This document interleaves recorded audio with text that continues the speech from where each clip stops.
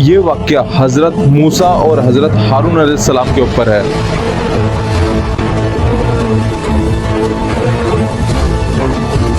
मिस्र का फिरौन एक जालिम बादशाह था जो बनी इजराइल यानी हजरत याकूब अलैहिस्सलाम की नस्ल वालों पर जुल्म करता था। अगर आपने हजरत याकूब अलैहिस्सलाम की वीडियो नहीं देखी है तो वो जाकर देखना, पूरी वीडियो तैयार है। ये लोग यानी कि बनी इजराइल के लोग फिरौन के नीचे गुलामी में रह रहे थे और उन्हें या तो बहुत कम पैसे दिए जाते थे या फिर बिल्कुल भी नहीं दिए जाते थे। ये सिस्टम ऐसा था कि लोग फिरौन की इताअत करते और उसे पूजते और जो उसके हुक्म को मानते वो लोग उसके जुल्म और पागलपन को भी स्वीकार करते यानी कि एक्सेप्ट करते। फिरौन चाहता था कि लोग सिर्फ उसकी इताअत करें और उसको पूजें और उसके बनाए हुए खुदाओं पर यकीन रखें। हो सकता है कि उस वक्त कई लोग ऐसे भी हों जो शिर्क नहीं करते हों यानी कि किसी और खुदा को ना पूछते हों सिवाय अल्लाह के, लेकिन डर के मारे चुप रहते और उनके सामने वही करते जो फिरौन उनसे एक्सपेक्ट करता था। बगावत किए बगैर इसी तरह वक्त के साथ मुख्तलिफ हुकूमतें आती रहीं जो अपने आप को या तो खुदा मानते या खुदा का नायब। वक्त गुजरता गया और मिस्र यानी कि इजिप्ट में एक और जालिम बादशाह हुकूमत करने लगा जिसे मिस्र के लोग पूछते थे। उस बादशाह ने देखा कि बनी इजराइल की ताकत बढ़ रही है यानी कि हजरत याकूब अलैहिस्सलाम की नस्ल की ताकत इस टाइम पर इजिप्ट में बढ़ रही है और वो तरक्की कर रहे हैं। उसने सुना कि लोग एक ऐसी बात कर रहे हैं कि बनी इजराइल में से एक लड़का पैदा होगा जो फिरौन को तकसीम कर देगा यानी कि हटा देगा। ये बात या तो उनके दिलों में एक ख्याली सोच थी या उनकी किताबों में एक पैगाम था। एक और रिवायत ये कहती है कि खुद फिरौन ने एक ख्वाब देखा। इब्ने अब्बास ने रिवायत किया, फिरौन ने अपने ख्वाब में देखा कि एक आग जेरूसलम से निकलती है जो मिस्र के यानी कि इजिप्ट के लोगों के घरों को जला देती है, लेकिन जो लोग इजराइल के होते हैं यानी कि बनी इजराइल याकूब अलैहिस्सलाम की जो औलाद यानी कि उनकी नस्ल होती है उनको कोई असर नहीं पड़ता। जब वो उठता है तो बहुत डरा हुआ होता है। फिर वो अपने पंडितों और जादूगरों को बुलाता है और उनसे इस ख्वाब का मतलब पूछता है। वो कहते हैं कि इसका मतलब ये है कि बनी इजराइल में एक लड़का पैदा होगा जो मिस्र यानी कि इजिप्ट के लोगों का नाश कर देगा। तब फिरौन ने हुक्म दिया कि बनी इजराइल में हर पैदा होने वाले लड़के को मार दो। फिरौन के हुक्म पर बनी इजराइल के बच्चों को मार दिया जाता था। ये सिलसिला चलता रहा जब तक फाइनेंस मिनिस्टर ने फिरौन को कहा बनी इजराइल के बुजुर्ग मर रहे हैं और उनके लड़के कत्ल किए जा रहे हैं। अगर ऐसा ही चलता रहा तो वो पूरी तरह खत्म हो जाएंगे। इसका नतीजा ये होगा कि फिरौन अपना काम करवाने के लिए जिन गुलामों को रखता है वो भी नहीं मिलेंगे और उन औरतों का भी फायदा नहीं उठा पाएगा जो वो इस्तेमाल करता है। इससे बेहतर है कि इस कत्ल को एक निजाम के तहत चलाया जाए। एक साल लड़कों को कत्ल किया जाए और दूसरे साल उन्हें जिंदा छोड़ दिया जाए। फिरौन को ये फैसला बेहतर लगा। हजरत मूसा अलैहिस्सलाम की माँ हजरत हारून अलैहिस्सलाम से हालिमा थी यानी कि प्रेग्नेंट थी, लेकिन हजरत हारून अलैहिस्सलाम उस साल पैदा हुए जिस साल लड़कों को कत्ल नहीं किया जा रहा था। इस तरह उन्होंने हजरत हारून अलैहिस्सलाम का पैदा होना बिना किसी खौफ के मनाया। लेकिन जब हजरत मूसा अलैहिस्सलाम पैदा हुए तो वो साल था जब लड़कों का कत्ल किया जा रहा था, इसीलिए उनकी वालिदा को बहुत खौफ महसूस हुआ। उन्होंने हजरत मूसा अलैहिस्सलाम को छुपके से दूध पिलाया और उन्हें किसी तरह महफूज रखा। अल्लाह पाक ने ये वाक़या बयान किया। ये एक वाज़ेह किताब की आयतें हैं जो हक को बताती हैं। हम तुम्हें हजरत मूसा अलैहिस्सलाम और फिरौन का वाक़या सच्चाई से बताते हैं उन लोगों के लिए जो ईमान रखते हैं। बेशक फिरौन ने जमीन पर घमंड किया और वहाँ के लोगों को अलग अलग हिस्सों में बांट दिया। उनमें से एक ग्रुप बनी इजराइल को कमजोर कर दिया, उनके लड़कों को कत्ल कर दिया और उनकी औरतों को जिंदा छोड़ दिया। वो फसाद में से था और हमने चाहा कि उन लोगों पर एहसान करें जो जमीन पर थे और उन्हें हुकूमत दें और उन्हें जमीन का वारिस बनाएं। और हम फिरौन और हमन बेसिकली उसका वजीर था और उनके लश्कर को वो दिखाया जिससे वो डरते हैं। और हमने हजरत मूसा अलैहिस्सलाम की माँ को वही भेजी, उसे दूध पिलाओ, लेकिन जब तुम्हें उसका खौफ हो तो उसे दरिया में डाल दो यानी कि नदी में डाल दो और डरो मत और गमगीन ना हो। हम उसे तुम्हारे पास वापस लाएंगे और उसे अपने पैगंबरों में से एक बनाएंगे। जैसे ही वही खत्म हुई हजरत मूसा अलैहिस्सलाम की माँ ने इस पर अमल किया। उनकी माँ ने हुक्म दिया कि हजरत मूसा अलैहिस्सलाम के लिए एक टोकरी बनाओ। हजरत मूसा अलैहिस्सलाम की माँ ने उन्हें दूध पिलाया और टोकरी में रख दिया और नीले दरिया की यानी कि दरियाए नील इजिप्ट और इजराइल की जो बीच की नदी है उसमें जाकर डाल दिया। एक माँ का दिल कितना रहमत से भरा होता है, लेकिन उनकी माँ को पता था कि अल्लाह पाक उन्हें उनकी माँ से भी ज्यादा प्यार करता है। अल्लाह उनका रब है और इस दरियाए नील का भी रब है। जैसे ही टोकरी दरियाए नील में डाली जाती है, अल्लाह ताला पानी को हुक्म देते हैं कि वह मोहलत से हजरत मूसा अलैहिस्सलाम को उस तक पहुंचाएं जहां वो आगे जाकर पैगंबर बनेंगे। और उन्होंने अपनी बेटी से कहा कि वो उस टोकरी का पीछा करें और वापस आकर उसकी खबर दें। उनकी बेटी दरिया के किनारे किनारे उस टोकरी के पीछे चलती रही और उन्होंने देखा यानी कि उनकी बेटी ने देखा कि वो टोकरी फिरौन के महल के पास आकर रुक गई। महल के नौकर इस टोकरी को दरिया से निकालते हैं और फिरौन और उसकी रानी के पास लेकर जाते हैं। जैसे ही रानी ने इस प्यारे से बच्चे को देखा, अल्लाह ने उनके दिल में इस प्यारे से बच्चे के लिए मोहब्बत डाल दी। फिरौन की बीवी फिरौन से बहुत अलग थी। वो मोमिन थी और फिरौन एक काफिर। वो रहमदिल थी और फिरौन एक जालिम था। रानी के बच्चे पैदा नहीं हो सकते थे और वो एक बेटा चाहती थी। जैसे ही उन्होंने इस बच्चे को अपनी बाहों में लिया, उसने उन्हें चूमा। फिरौन ये देखकर बहुत हैरान होता है कि उनकी बीवी इतने खुशी के आंसू बहा रही है जो उसने पहले कभी नहीं देखा था। रानी ने अपने शौहर से गुजारिश की, इस बच्चे को हमारे पास रहने दो और इसे अपना बेटा बना लें। ये वाक्य अल्लाह ताला ने बयान किया। फिरौन के घर वालों ने मूसा अलैहिस्सलाम को उठाया ताकि वो उनके लिए दुश्मन और गम का सबब बन जाए। बेशक फिरौन, हमन और उनका लश्कर एक गुमराह लोगों में से थे और फिरौन की बीवी ने कहा, ये बच्चा मेरी और तुम्हारी आंखों की ठंडक है, इसे मारो मत, शायद ये हमारे किसी काम आए या हम इसे अपना बेटा बना लें और वो लोग इसके अंजाम को समझ ना सके। रानी ने कुछ औरतों को बुलाया ताकि वो हजरत मूसा अलैहिस्सलाम को दूध पिला सकें, लेकिन हजरत मूसा अलैहिस्सलाम ने किसी का दूध नहीं पिया। रानी बहुत परेशान हुई और उसने और औरतों को बुलाया। हजरत मूसा अलैहिस्सलाम की बहन भी बहुत परेशान थी कि उनका भाई बिना दूध के कैसे रहेगा। रानी की इस परेशानी को देखकर हजरत मूसा अलैहिस्सलाम की बहन ने कहा कि वो एक ऐसी औरत को जानती है जो इस बच्चे को बहुत प्यार से दूध पिलाएंगी। तो उन लोगों ने उनसे पूछा कि वो इस टोकरी के पीछे क्यों चल रही थी, तो उसने जवाब दिया कि उसने ये सब सिर्फ शौक से किया। उन लोगों को उनका जवाब ठीक लगा तो रानी ने कहा, जल्दी से उस औरत को ले आओ। हजरत मूसा अलैहिस्सलाम की माँ भी दिल से बेचैन थी और अपने बच्चे के नसीब से फिक्रमंद थी। तभी उनकी बेटी ने आकर उन्हें ये खुशखबरी सुनाई। उनका दिल बहुत खुश हो गया और वो तुरंत महल चली गई। जैसे ही हजरत मूसा अलैहिस्सलाम यानी कि बच्चे को उनके पास रखा गया, उसने तुरंत दूध पीना शुरू कर दिया। फिरौन बहुत हैरान हो गया और पूछा, तुम कौन हो? ये बच्चा किसी और का दूध नहीं पी रहा था सिवाय तुम्हारे। अगर उन्होंने सच बोला होता तो फिरौन को पता लग जाता कि ये बच्चा बनी इजराइल है और वो हजरत मूसा अलैहिस्सलाम को फौरन मार डालता। लेकिन अल्लाह ने उन्हें हिम्मत दी और उन्होंने जवाब दिया, मैं एक ऐसी औरत हूँ जिसका दूध और महक बच्चों को पसंद आती है और कोई बच्चा मुझे नहीं छोड़ता। ये जवाब सुनकर फिरौन मुतमईन यानी कि रिलैक्स हो गया। उस दिन से वो हजरत मूसा अलैहिस्सलाम को दूध पिलाने वाली बन गई। उन्होंने काफी अरसे तक हजरत मूसा अलैहिस्सलाम को दूध पिलाया। जब हजरत मूसा अलैहिस्सलाम बड़े हो गए और दूध छोड़ दिया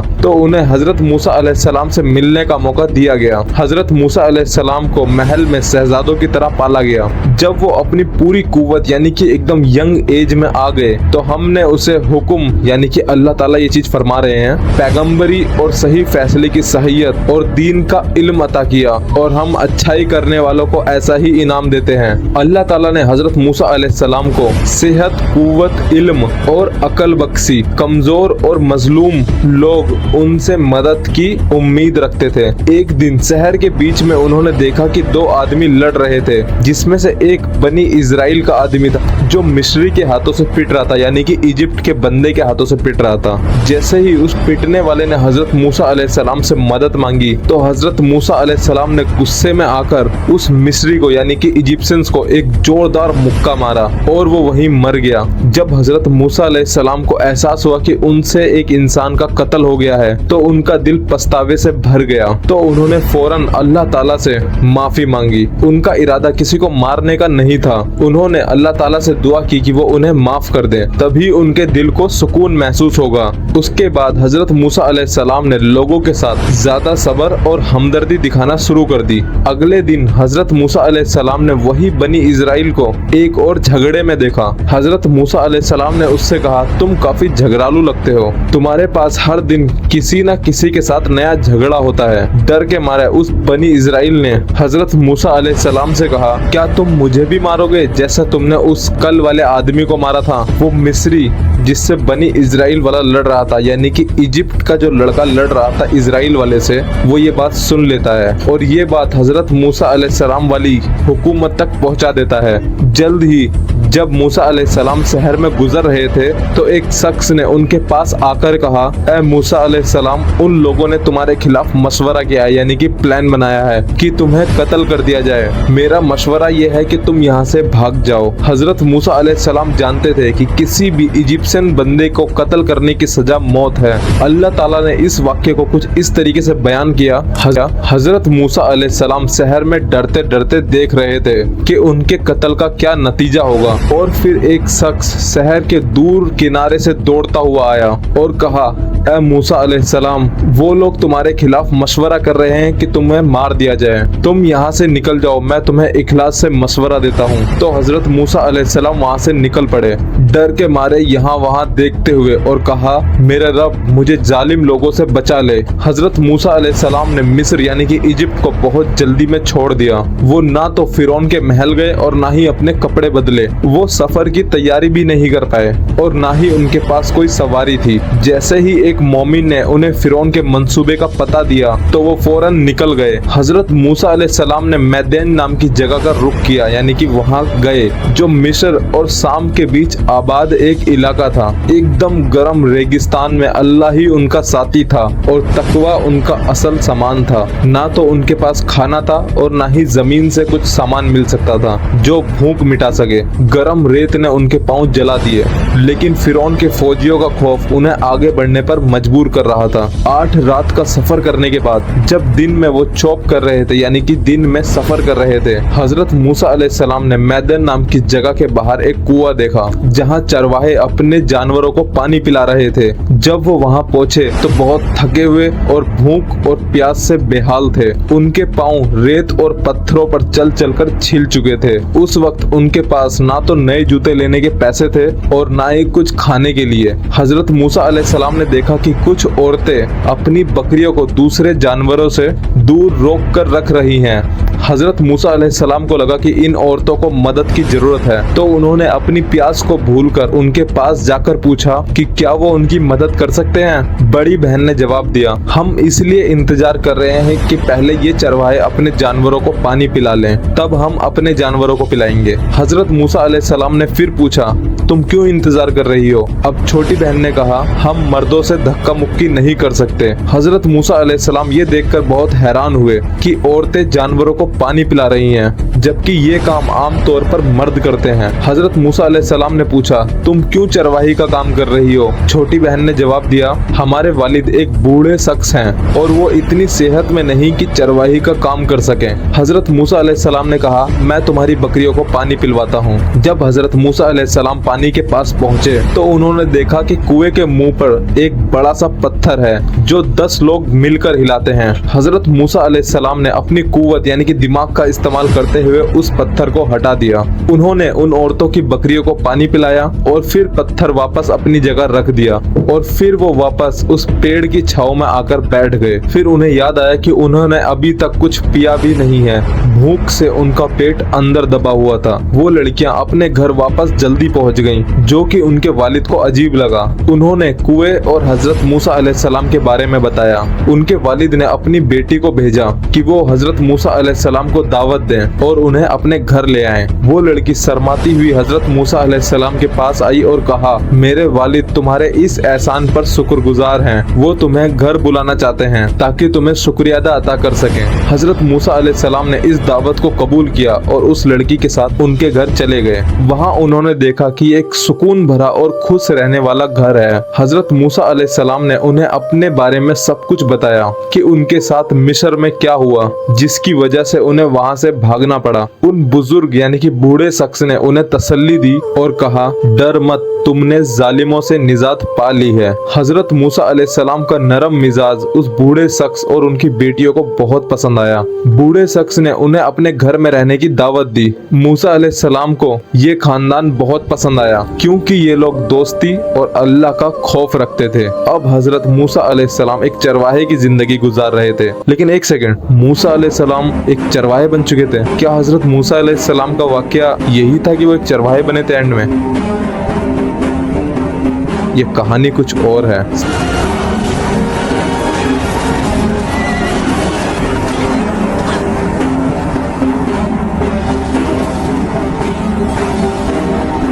सब्सक्राइब कर लेना। हजरत मूसा और हजरत हारून अलैहिस्सलाम।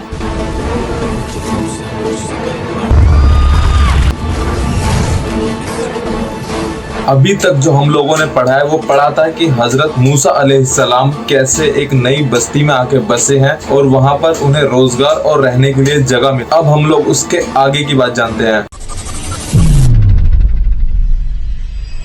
उनकी बेटी ने अपने वालिद से कहा, यानी कि जहां पर हजरत मूसा अलैहिस्सलाम ठहरे थे, उनकी बेटी ने अपने वालिद से कहा कि वो हजरत मूसा अलैहिस्सलाम को नौकर के तौर पर रख लें क्योंकि वो मजबूत और ईमानदार हैं। उन्हें कुएं के पास भी किसी ऐसे ही शख्स की जरूरत है जो उन सहरियों का सामना कर सके, यानी कि वहाँ के जो मर्द थे उनका सामना कर सके। उनके वालिद ने पूछा, यानी कि लड़की के वालिद ने पूछा कि उन्होंने इतनी जल्दी कैसे हजरत मूसा अलैहिस्सलाम की ईमानदारी का अंदाजा लगा लिया। बेटी ने जवाब दिया, जब मैंने उन्हें हमारे घर बुलाया तो हजरत मूसा अलैहिस्सलाम ने कहा कि तुम मेरे पीछे चलकर जाओ ताकि मैं तुम्हारी शकल ना देखूं, ताकि कोई जिस्मानी कशिश ना हो। ये जवाब सुनकर लड़की के वालिद खुश हुए और मूसा अलैहिस्सलाम से कहा, मैं चाहता हूँ कि तुमसे अपनी एक बेटी का निकाह कर दूं, इस शर्त पे कि तुम मुझे 8 साल तक नौकरी दोगे, मतलब कि तुम मेरे अंडर में काम करोगे 8 साल तक। हजरत मूसा अलैहिस्सलाम के लिए ये पेशकश बहुत अच्छी थी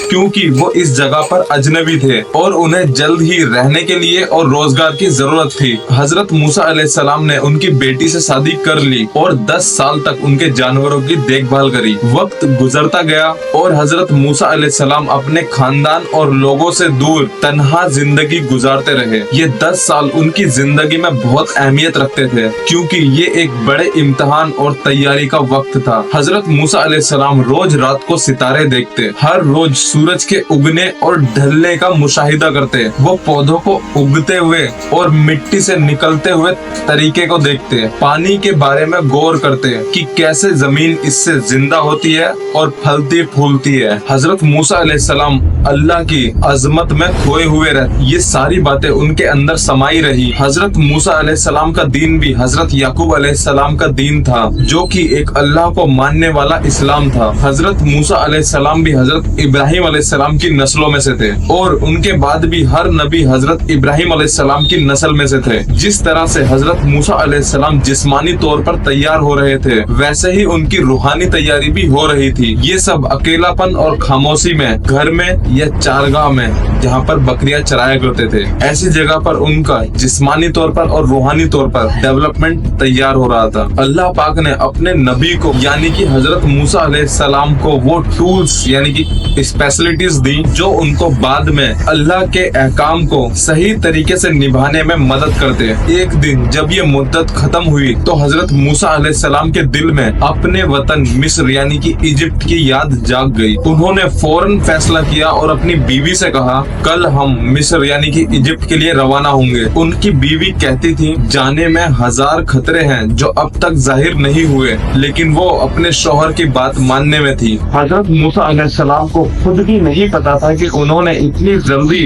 मिस्र जाने का फैसला क्यों किया, क्योंकि वो वहाँ से अपनी जान बचाकर भागे थे और उनके सर पर इनाम भी रखा गया था। फिर वो वहाँ पर क्यों वापस जाना चाहते थे? क्या वो अपनी माँ और अपने भाई को देखना चाहते थे, या फिर वो फिरौन की बीवी को देखने की तमन्ना रखते थे जो उन्हें माँ की तरह मोहब्बत करती थी? कोई नहीं जानता था कि हजरत मूसा अलैहिस्सलाम के दिमाग में क्या चल रहा था जब वो इजिप्ट वापस आए। हम सिर्फ इतना जानते हैं कि ये अल्लाह का हुक्म था और हजरत मूसा अलैहिस्सलाम ने अल्लाह की ये बात मानी, और वो ये बात नहीं जानते थे कि यही हुक्म उनके कदमों को एक बड़े काम के लिए ले जा रहा था। हजरत मूसा अलैहिस्सलाम अपने खानदान के साथ मैदन नाम की जगह से चले और सहरा नाम की जगह का सफर किया, यहाँ तक कि वो कोहे तूर तक पहुँच गए।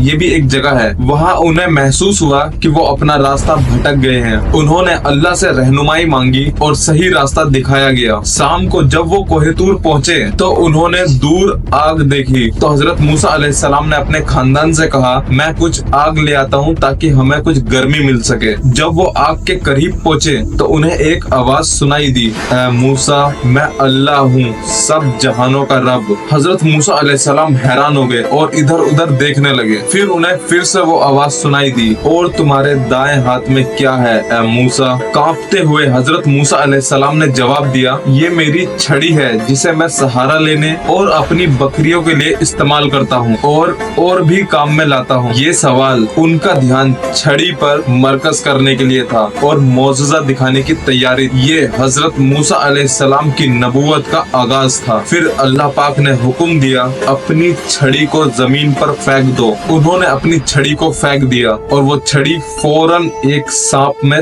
तब्दील हो गई। हजरत मूसा अलैहिस्सलाम भागने लगे, लेकिन आवाज फिर सुनाई दी, डरो मत, इसको पकड़ लो, हम इसे फिर से इसकी असली हालत में लाएंगे। वो सांप फिर छड़ी बन गया। हजरत मूसा अलैहिस्सलाम का डर खत्म हो गया और उन्हें सुकून महसूस हुआ कि अब वो समझ गए कि वो हक पर हैं। फिर अल्लाह पाक ने उन्हें हुक्म दिया कि अपने हाथ अपनी बगल में डाल लो, और फिर जब हजरत मूसा अलैहिस्सलाम ने अपने हाथ बाहर निकाले तो वो चमक रहे थे। अल्लाह पाक ने फिर फरमाया, ये तुम्हारे रब की तरफ से तुम्हारे पास दो निशानियां हैं, जाओ फिरौन और उसके सरदारों के पास, क्योंकि वो बहुत बिगड़ चुके हैं। लेकिन हजरत मूसा अलैहिस्सलाम को ये खौफ था कि वो फिरौन इन्हें गिरफ्तार कर लेगा, तो उन्होंने अल्लाह से दुआ की, मेरे रब, मैंने उनमें से एक आदमी को कत्ल कर दिया है और मुझे डर है कि वो मुझे मार डालेंगे। अल्लाह पाक ने उन्हें अमन की तसल्ली दी और उनका दिल मुतमईन कर दिया। हजरत मूसा अलैहिस्सलाम ने कहा, मेरे रब, मेरा सीना खोल दे, मुझे कॉन्फिडेंट, सुकून और हिम्मत दे,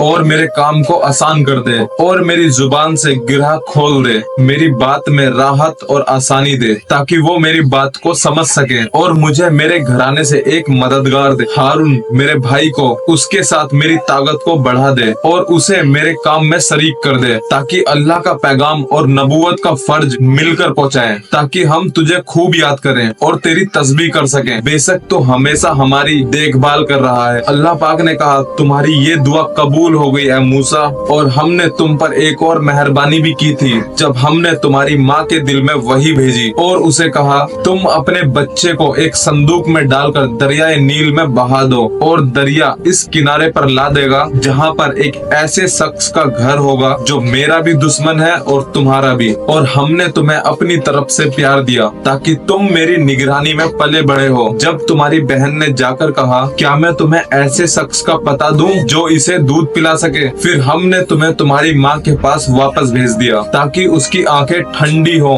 और वो गम ना करे। फिर तुमने एक आदमी का कत्ल किया, लेकिन हमने तुम्हें एक बड़ी मुसीबत से बचा लिया और तुम्हें एक सख्त इम्तिहान में डाला। तुमने मैदान के लोगों में कई साल गुजारे और फिर तुम यहाँ आए हो मेरे हिसाब से ऐ मूसा, और मैंने तुम्हें अपने पैगाम और अपनी वही के लिए चुना है। तुम और तुम्हारा भाई मेरे निशानों के साथ जाओ और मेरी याद में कमजोर न पड़ना। तुम दोनों फिरौन के पास जाओ, क्योंकि उसने कुफ्र और बगावत में हद पार कर दी है, और उससे नरमी से बात करो, शायद वो नसीहत ले या अल्लाह का डर अपने दिल में लाए। उन दोनों भाइयों ने कहा, हमारे रब, हमें डर है कि वो हमें सजा देने में जल्दी करेगा या फिर हमारे साथ हद से गुजर जाएगा। अल्लाह पाक ने कहा, डरो मत, बेशक मैं तुम्हारे साथ हूँ, सुनने वाला और देखने वाला हूँ। तुम दोनों उसके पास जाओ और कहो, बेशक हम तुम्हारे रब के रसूल हैं, इसलिए बनी इजराइल को हमारे साथ जाने दो और उन्हें अजाब ना दो। हम तुम्हारे रब की तरफ से एक निशान लेकर आए हैं और जो हिदायत का पाबंद है है उस पर सलामती होगी। बेशक हम पर ये वही हुई है कि अजाब उसी के लिए है जो इनकार करते हैं और सच्चाई से मुंह मोड़ लेते हैं और अल्लाह के हुक्म से घूमते हैं, यानी कि मुंह मोड़ते हैं। हजरत मूसा अलैहिस्सलाम और हजरत हारून अलैहिस्सलाम दोनों फिरौन के पास गए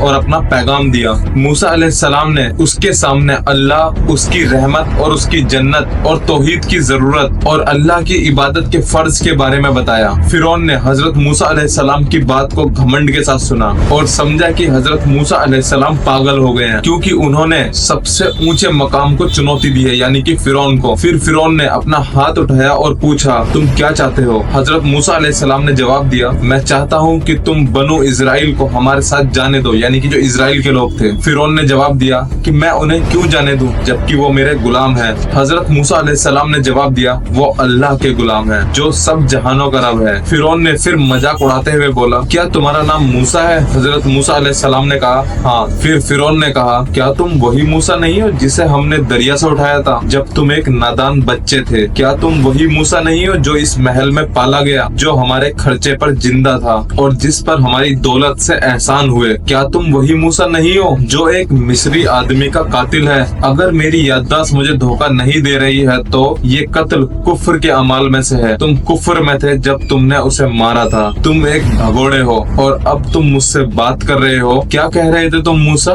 मैं भूल गया हूँ। हजरत मूसा अलैहिस्सलाम ने समझ लिया कि फिरौन उनका पास्ट और अपने एहसानों का जिक्र करके उन्हें धमका रहा है। हजरत मूसा अलैहिस्सलाम ने उसके मजाक को नजरअंदाज किया और समझाया कि वो कुफ्र में नहीं थे जब उन्होंने उस मिस्री को मारा था, बल्कि वो एक भटके हुए शख्स थे। अल्लाह ने उस वक्त तक उन्हें वही नहीं दी थी। इट मीन्स की नबूवत उन्हें तब तक नहीं मिली। हजरत मूसा अलैहिस्सलाम ने उन्हें समझाया कि वो मिस्र से भागे थे क्योंकि उन्हें बदला लिया जाने का डर था, हालांकि वो कत्ल एक हादसा था। फिर उन्होंने बताया कि अल्लाह ताला ने उन्हें माफी दे दी है और उन्हें अपना पैगंबर यानी कि नबी बनाया है। जब हजरत मूसा अलैहिस्सलाम और फिरौन के बीच की डिबेट पीक पर पहुंच गई, यानी कि टॉप लेवल तक पहुंच गई, तो फिरौन ने अपनी खुदाई का दावा करते हुए हजरत मूसा अलैहिस्सलाम को धमकाना शुरू कर दिया। फिरौन ने कहा कि वो अल्लाह की इबादत करने का हक नहीं रखते और इस गुनाह पर उन्हें कैद किया जा सकता है। हजरत मूसा अलैहिस्सलाम समझ गए कि ये वक्त डिबेट का नहीं है, फिरौन की धमकियों का जवाब देना जरूरी है। फिरौन के सामने हजरत मूसा अलैहिस्सलाम ने कहा, अगर मैं तुम्हें एक जबरदस्त दलील और मौजज़ा दिखाऊं तो? फिरौन ने कहा, दिखाओ अगर तुम सच्चे हो। फिर हजरत मूसा अलैहिस्सलाम ने अपनी लाठी फेंकी और फिर वो लाठी एक जिंदा सांप में तब्दील हो गई।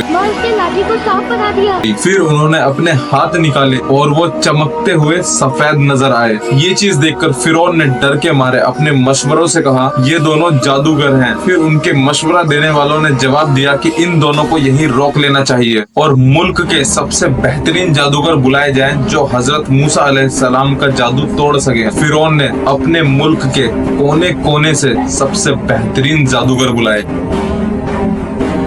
और अब आमना सामना जादूगर से था।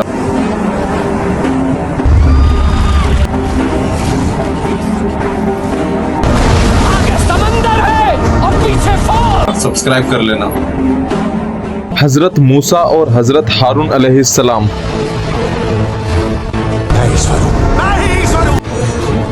तैयार हो जाओ। अभी तक हम लोगों ने जो पढ़ा था वो पढ़ा था कि हजरत मूसा अलैहिस्सलाम से फिरौन कितनी बुरी तरीके से डर गया था जो उसने अपने मुल्क के कोने कोने से बेहतरीन जादूगर बुलाए। हम पढ़ते हैं इसके आगे का।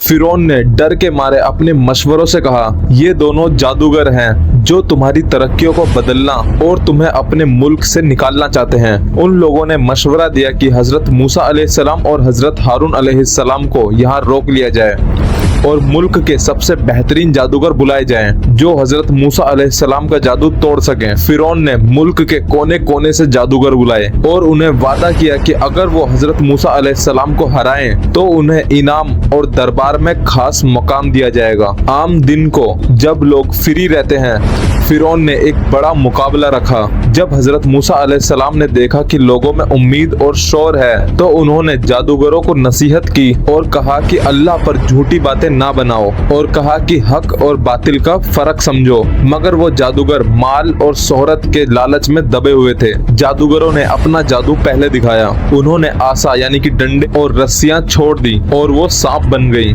जब हजरत मूसा अलैहिस्सलाम ने अपनी छड़ी को छोड़ा तो वो एक बड़ा सांप बन गई और वो सांप सारे सांपों को निगल गया। मूसा के सांप ने दूसरों को निगल लिया। ये देखकर लोग चिल्लाने और तारीफ करने लगे और उन जादूगरों ने हजरत मूसा अलैहिस्सलाम के सामने सजदा किया और कहा, हम मूसा और हजरत हारून अलैहिस्सलाम के रब के ऊपर ईमान ले आए हैं। फिरौन गुस्से में आके धमकियां देने लगा और कहा कि अगर उन्होंने अल्लाह को मानना बंद नहीं किया तो उनके हाथ और पैर काट दिए जाएंगे और खजूर के तनों पर सूली पर चढ़ा दिया जाएगा। मगर जादूगर अपने ईमान पर कायम रहे और अल्लाह से माफी की दुआ की।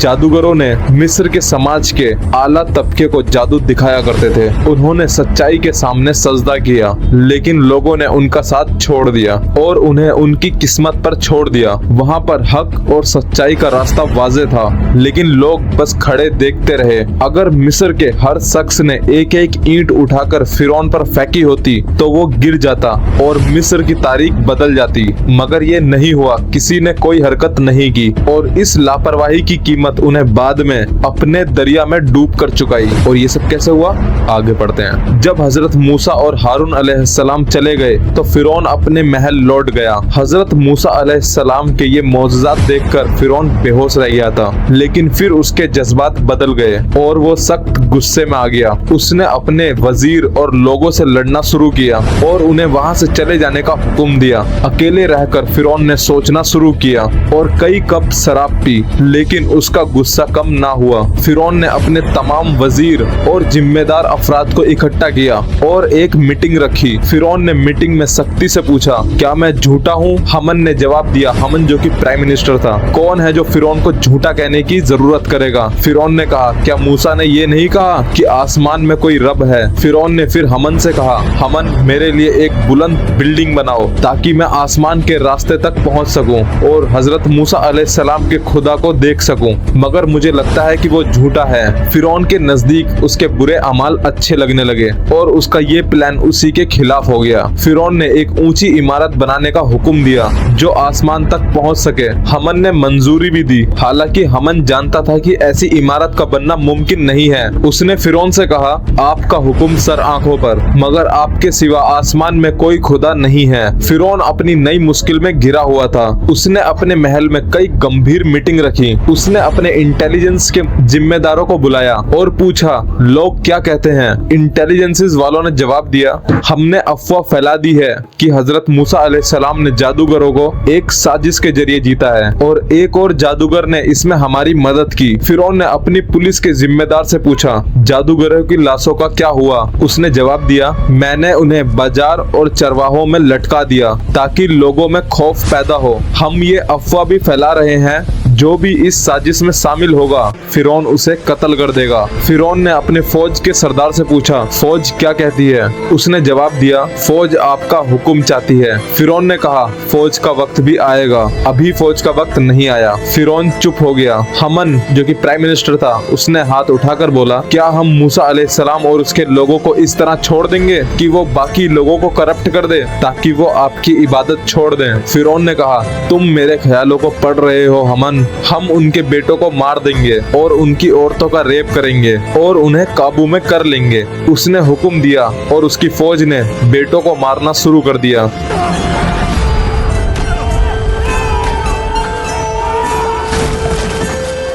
और औरतों के साथ रेप किया और उन सबको जेल में डाल दिया जो इन कामों में विरोध करते थे। हजरत मूसा अलैहिस्सलाम देखते रहे कि ये क्या हो रहा है। उन्होंने बीच में कुछ नहीं किया और ना ही उनके पास इन सब चीजों को रोकने की कोई ताकत थी। जो कुछ वो कर सकते थे वो था कि वो अपने लोगों को सिर्फ सब्र की हिदायत दें। उन लोगों ने जिन पर जुल्म हो रहा था उन्होंने हजरत मूसा अलैहिस्सलाम से कहा कि वो अल्लाह से दुआ करें और इन इजिप्शियंस पर अजाब लाएं। हजरत मूसा अलैहिस्सलाम ने उन्हें इजिप्शियन जादूगरों की मिसाल दी जो अल्लाह की खातिर सहने के बिना सब्र करते रहे। उन लोगों ने कहा कि फिरौन की फौज इस जमीन पर ऐसे रहती है जैसे वो इसके मालिक हो। फिरौन के दरबारियों ने उन लोगों में इतना डिमोटिवेशन डाल दिया कि इजराइल के बच्चों में हार का जज्बा डलने लगा। उन्होंने हजरत मूसा अलैहिस्सलाम से शिकायत की, हम इजराइल के लोग तुम्हारे आने से पहले से ही तकलीफ में हैं और जब से तुम आए हो तब से भी हम तकलीफ में हैं। हजरत मूसा अलैहिस्सलाम ने कहा, हो सकता है तुम्हारा रब तुम्हारे दुश्मन को बर्बाद कर दे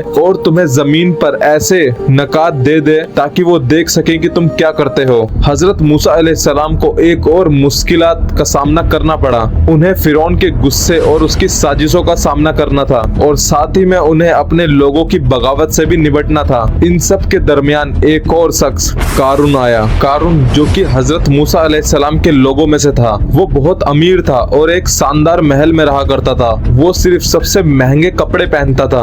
बहुत से नौकर उसके लिए इंतजार करते थे और वो हर तरह के ऐशो आराम का लुत्फ उठाता था। उसकी बहुत ज्यादा दौलत उसे घमंडी बना गई। कारून गरीबों को बेइज्जत करता था और उन्हें बताता था कि उनकी गरीबी उनकी बेकार समझ से है। उसने समझा कि जो कुछ भी उसने हासिल किया वो सिर्फ उसकी अपनी समझ और बिजनेस के चालाकी की वजह से है। अल्लाह पाक ने कुरान में ये बात वाज़ेह की कि बेशक कारून मूसा अलैहिस्सलाम के लोगों में से था, लेकिन उसने उनके खिलाफ घमंडी बर्ताव किया और हमने उसे इतना खजाना दिया कि उनकी चाबियां एक मजबूत इंसान के लिए भी भारी थी। जब उसके लोगों ने उनसे कहा, अल्लाह की नेमत पर शुक्र ना करने वाले मत बनो, बेशक अल्लाह उन लोगों को नहीं पसंद करता जो नेमत से नहीं खुश होते हैं जो अल्लाह उन्हें देता है और जो आखिरत का घर भूल जाते हैं और दुनिया में तुम्हारे लिए लीगल एंजॉयमेंट का हक भूल जाते हैं। और अल्लाह ने तुम्हारे साथ भला ही किया है और जमीन में खराबियां मत तलाश करो,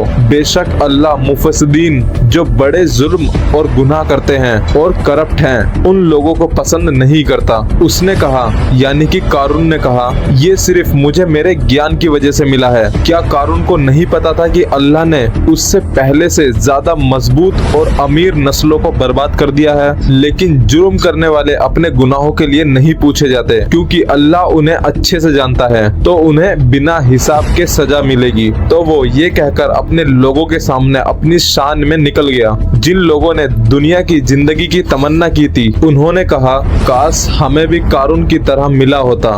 बेशक वो एक बड़ा दौलत वाला है। लेकिन जिन लोगों को दीनी इल्म दिया गया था उन्होंने कहा, आपके लिए अल्लाह का इनाम आखिरत में उन लोगों के लिए बेहतर है जो ईमान लाए और नेक अमाल करे, और ये कोई नहीं पाएगा सिवाय उन लोगों के जो सच्चाई के पीछे सब्र करें। तो हमने जमीन से उसे और उसके मकान को घेर लिया।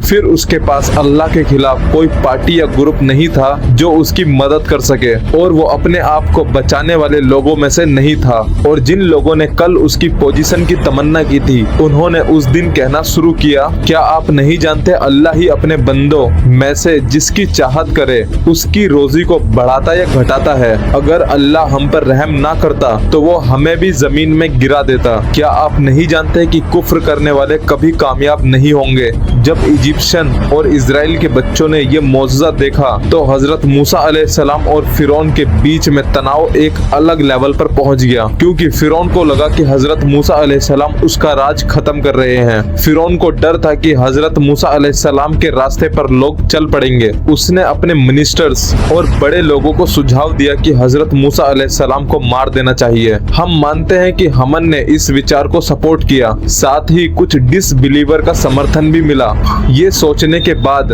कि एक खुदाई आदमी जो खुदा होने का दावा करता है और इसका नाम कुरान पाक में नहीं दिया गया। एक बिलीवर ने उस मजलिस में बोला कि उसने साबित किया है कि वो अच्छा नहीं है। हजरत मूसा अलैहिस्सलाम सिर्फ इतना कहते हैं कि अल्लाह मेरा रब है। बाद में उसने आपको सफाकत से मौजज़ा दिया, यानी कि अगला लेवल आपको दिया। दो हालात हैं, या तो हजरत मूसा अलैहिस्सलाम सच्चे हैं या झूठे हैं। अगर वो झूठ बोलता है तो उसकी गलती उसकी है, और अगर वो सच है और हम उसे मार देते हैं तो हमें अल्लाह के अजाब से बचाने की क्या गारंटी है।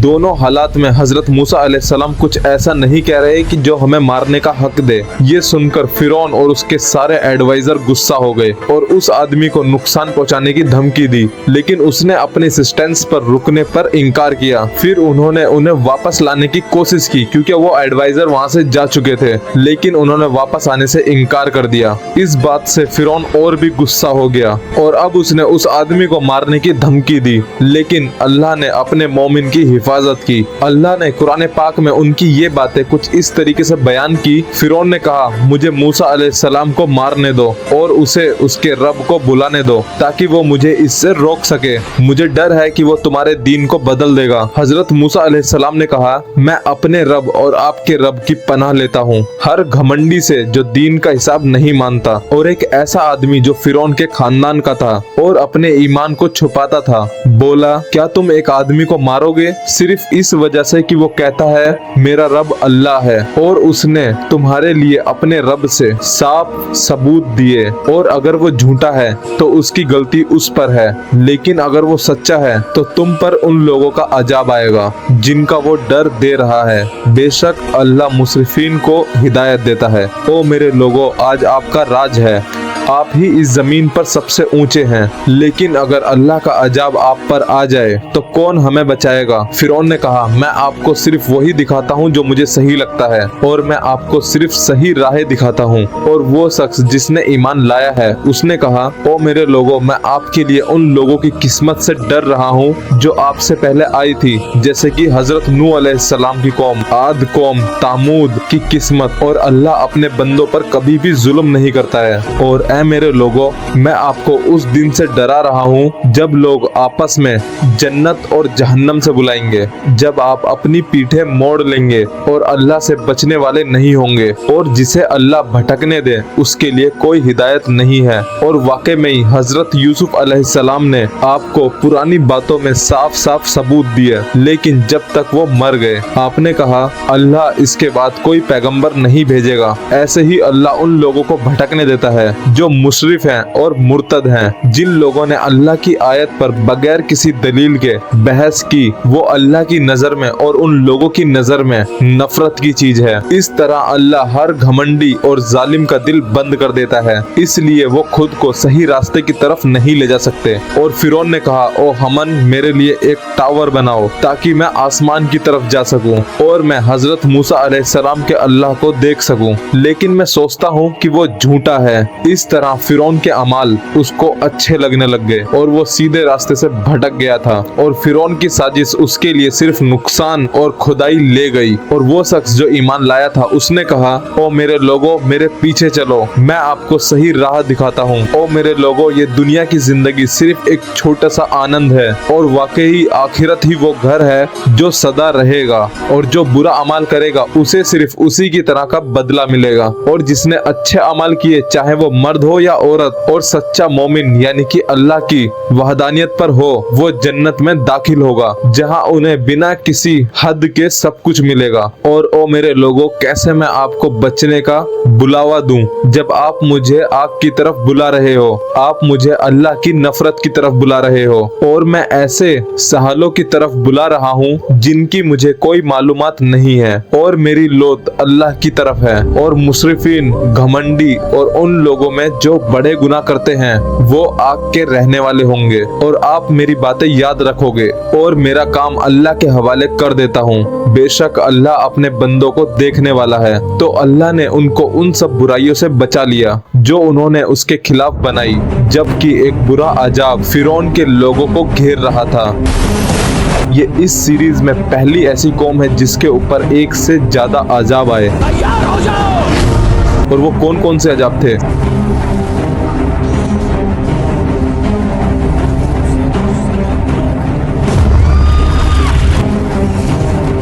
सब्सक्राइब कर लेना।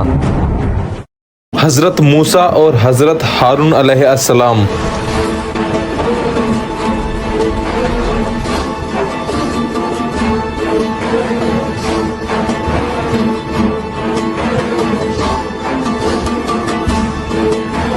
अभी तक जो हमने वीडियो देखी थी वो देखी थी कि कैसे फिरौन ने जुल्म इतना ज़्यादा करा था कि हज़रत मूसा अलैहिस्सलाम ने उसकी कौम के ऊपर अजाब की दुआ करी थी अल्लाह से। और अब हम पढ़ेंगे कि अल्लाह की तरफ से वो कौन कौन से अजाब थे जो फिरौन की कौम के ऊपर आए थे। हम पढ़ेंगे आगे का।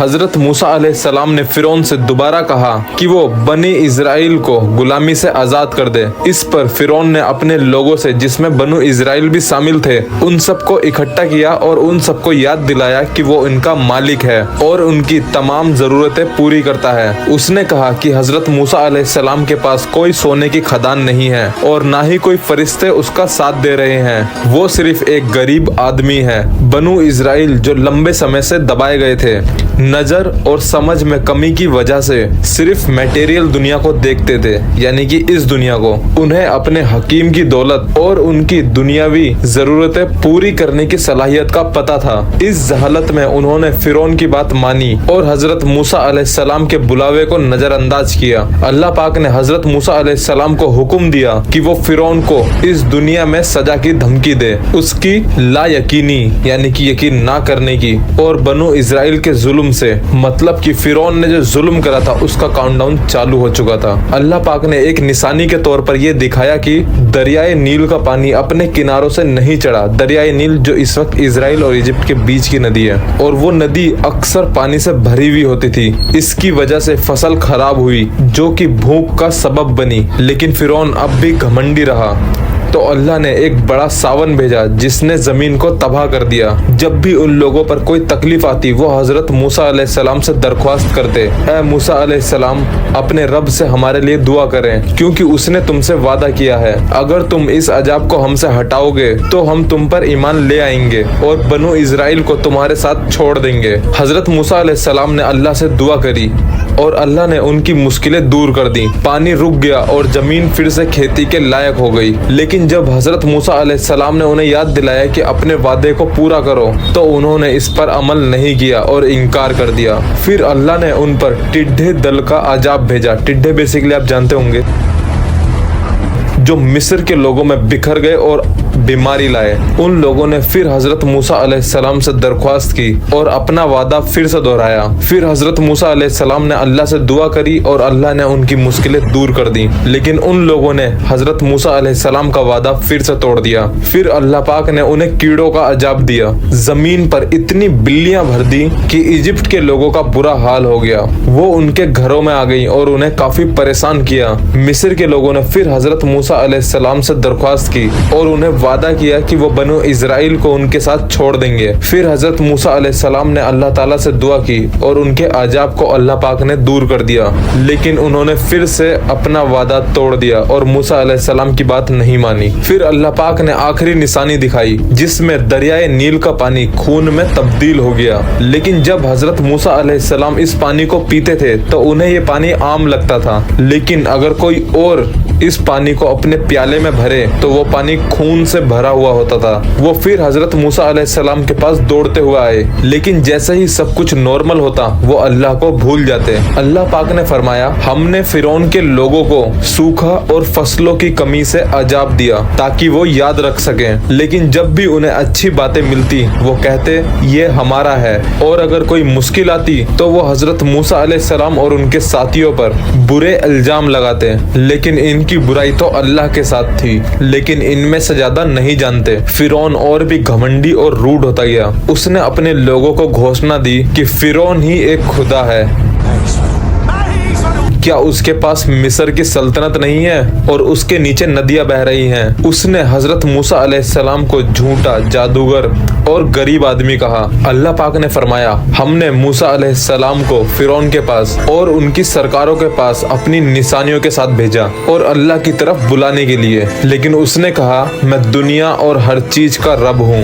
जब हजरत मूसा अलैहिस्सलाम उसके पास निशानियां लेकर गए तो वो उनका मजाक उड़ाते रहे। ऐसा लग रहा था कि फिरौन कभी मूसा अलैहिस्सलाम की बात नहीं मानेगा और ना ही बनु इजराइल पर जुल्म करना बंद करेगा। इसलिए हजरत मूसा अलैहिस्सलाम ने अपने रब से दुआ करी, हमारे रब, तुमने फिरौन और उसके लोगों को दुनिया की जिंदगी में ज्यादा दौलत और शान दी है ताकि वो लोगों को तेरी राह से भटका दें। हमारे रब, उनकी दौलत को तबाह कर दे और उनके दिलों को सख्त कर दे ताकि वो ईमान ना लाएं जब तक वो बुरा अजाब ना देख लें। अल्लाह पाक ने कहा, तुम दोनों की दुआ कबूल हुई। ऐ मूसा और हारून अलैहिस्सलाम, तुम दोनों सीधे रास्ते पर चलो और उन लोगों की राहों पर नहीं जाओ जो सच्चाई को नहीं जानते। अल्लाह पाक ने हजरत मूसा अलैहिस्सलाम को हुक्म दिया कि वो अपने लोगों को मिस्र से ले जाएं, लेकिन उनके लोगों में से कुछ लोगों ने ही इस चीज पर ईमान लाए। अल्लाह पाक ने फरमाया, लेकिन उनमें से कोई भी हजरत मूसा अलैहिस्सलाम पर ईमान नहीं लाया, सिर्फ उन लोगों की औलाद के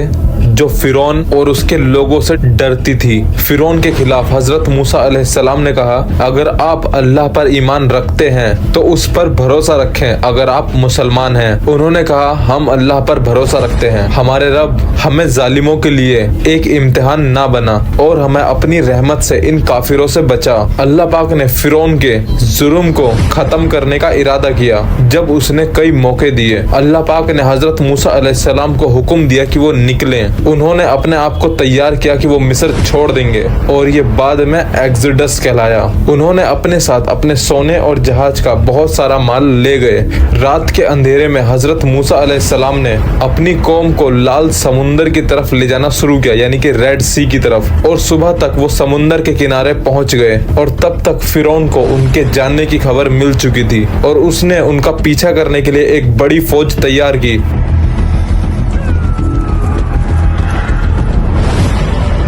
बच्चों का जोश थोड़ा कम हो चुका था और यूशा, जिन्हें जोशुआ कहा जाता है, जो कि हजरत नूह अलैहिस्सलाम की औलादों में से थे, उन्होंने कहा, आगे समंदर है और पीछे फौज। हमारे सामने समुंदर है जो गुजरने लायक नहीं है और पीछे दुश्मन है, हमारा मरना तो तय है। हजरत मूसा अलैहिस्सलाम ने हुक्म दिया कि वो अल्लाह से आगे आने वाले हुक्म का इंतजार करेंगे। उनकी बातें उन लोगों में थोड़ा उम्मीद जगा रही थी, लेकिन इंसान हमेशा रिजल्ट का इंतजार करता है। वो लोग फिर से गुलामी में लौटने के लिए तैयार हो रहे थे। तब अल्लाह पाक ने हजरत मूसा अलैहिस्सलाम को हिदायत दी कि अपनी लाठी जमीन पर मारो। हजरत मूसा अलैहिस्सलाम ने जैसे ही ये किया, एक तेज हवा चली, धूप चमकती रही और अचानक समुंदर दो हिस्सों में बट गया। लहरें उनकी तरफ पहाड़ की तरह खड़ी हो गईं। हजरत मूसा अलैहिस्सलाम ने अपनी कौम को समुंदर के पार ले जाना शुरू किया। ये चमत्कार हजरत मूसा अलैहिस्सलाम के दावे को और भी ज्यादा क्लियर कर रहा था, बेशक मेरा रब मेरे साथ है। तो जब उन्होंने पीछे देखा तो उन्होंने देखा कि फिरौन और उसकी फौज उनके पीछे आ रही है। उन लोगों ने बहुत डर और घबराहट के साथ हजरत मूसा अलैहिस्सलाम से दुआ करने को कहा कि अल्लाह समुंदर को बंद कर दे, लेकिन अल्लाह ने फिर से हजरत मूसा अलैहिस्सलाम को समुंदर पर लाठी मारने नहीं दी, क्योंकि अल्लाह का हुक्म पहले से ही अमल में था। फिरौन और उसकी फौज ने इस चमत्कार को देखा कि कैसे एक समुंदर खुल गया, लेकिन वो खुद को नकारने वाले थे। इसलिए फिरौन ने अपने लोगों से कहा, देखो समुंदर मेरी हिदायत पर खुला है ताकि मैं इन बागियों का पीछा कर सकूं। उन्होंने ये खुले हुए पानी के बीच में दौड़ लगाना शुरू कर दी, यानी पूरी फौज अब उस पानी के बीच में चलने लगी। और जब वो बीच में पहुंचे तो अल्लाह ने समुंदर को उसकी पुरानी हालत में आने का हुक्म दिया। फिरौन को डर लगने लगा, उसने समझा कि अब उसका अंत आने वाला है, तो उसने डर से कहा, मैं ईमान लाता हूँ कि अल्लाह के सिवा कोई माबूद नहीं है जिस पर बनी इजराइल ईमान लाते हैं, और मैं उनमें से हूँ जो उसके लिए झुक गया। लेकिन अल्लाह पाक ने ये बयान नहीं सुना और वो लहरें उस पर बंद हो गईं, उसे और उसकी पूरी फौज को डूबने दिया। इस मंजर को कुरान पाक कुछ इस तरीके से बयान करता है, अल्लाह ने बयान किया और हमने बनी इजराइल को समुंदर के पार ले गए और फिरौन अपनी पूरी फौज के साथ उनका पीछा कर रहा था। जुल्म और दुश्मनी में जब डूबने वाली मौत उनके सर पर आई तो उसने कहा, मैं ईमान लाता हूँ कोई माबूद नहीं है सिवाय अल्लाह के जिस पर बनी इजराइल ईमान लाए हैं, और मैं उनमें से एक हूँ। अब तुम ईमान लाते हो जब तुमने पहले ईमान नहीं लाया और तुम मुफस्सिदीन बुराई करने वालों में से थे, तो आज हम तुम्हारी लाश को समुंदर में से बाहर निकालेंगे ताकि तुम उन लोगों के लिए निशानी बन जाओ जो आते हैं। और हकीकत ये है, इंसान में से बहुत से हमारी निशानियों से गाफिल हैं, इट मीन्स कि अनजान हैं। फिरौन की तैरने की ताकत को खत्म कर दिया गया और लहरें उसकी लाश को पश्चिमी समुंदर के किनारे फेंक देती हैं। इजिप्शियन लोगों लोगों ने उसे देखा और जाना कि उसका जो माबूद है, यानी कि जो उनका किंग था जिसे वो लोग पूजते थे, वो सिर्फ एक ऐसा गुलाम था जो अपने साथ से मौत को भी नहीं हटा सकता था। लेकिन मूसा अलैहिस्सलाम और उनकी कौम यानी कि बनी इजराइल के लोग वो समुंदर पार कर चुके थे और अब वो सेफ हैं। लेकिन एक मिनट, क्या वो लोग जिनके लिए हजरत मूसा अलैहिस्सलाम इतने वफादार रहे, क्या वो लोग सच में इतने वफादार निकले? या फिर व्हाट अबाउट द हजरत हारून अलैहिस्सलाम, वो कहाँ थे? या फिर उनका क्या हुआ बाद में? और वो कौन से शख्स थे जिनसे हजरत मूसा अलैहिस्सलाम मिले? और वो बहुत बड़ी पर्सनैलिटी है इस्लाम के अंदर भी। अगर आप लोगों को पता है तो हमें कमेंट बॉक्स में जरूर बताएं। अगली वीडियो हजरत मूसा अलैहिस्सलाम की सीरीज की लास्ट वीडियो होगी और इंशाल्लाह बहुत इंटरेस्टिंग होगी। सब्सक्राइब कर लेना। हजरत मूसा और हजरत हारून अलैहिस्सलाम।